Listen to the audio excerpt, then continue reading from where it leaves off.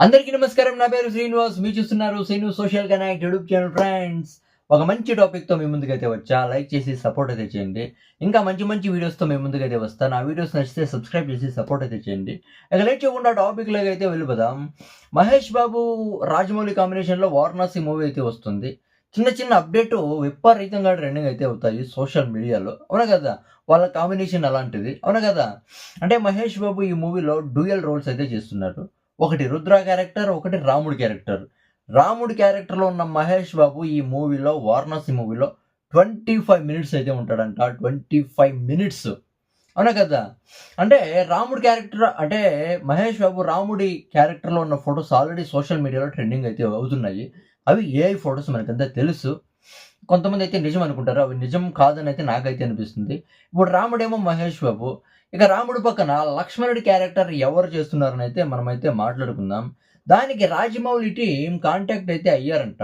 అడవి శేషుని. అవును కదా! అడవి శేషు ఒక అద్దిరిపోయే ఆర్టిస్టు. అదే కాక 'బాహుబలిలో' చిన్న క్యారెక్టర్ చేసినా కూడా గుర్తుండిపోయే క్యారెక్టర్ అయితే చేశాడు. అవును కదా! దీనికోసం అడవి శేషునైతే లక్ష్మణుడికైతే తీసుకున్నారంట. ఈవెన్ లక్ష్మణుడి క్యారెక్టర్ అసలు షూటింగ్ కూడా కంప్లీట్ అయితే అయ్యిందంట.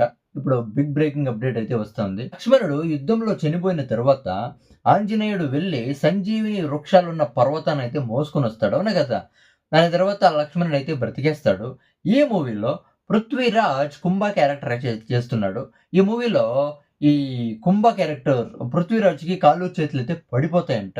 దాని నుంచి సంజీవిని వృక్షం అయితే కావాలని అది ఒక మహేష్ బాబే తీసుకురాగలడు. ఒక హీరో మహేష్ బాబే తీసుకురాగలడని తెలుసుకొని ఒక సాధారణ మనిషి కాకుండా అమరుడైపోతాడంట.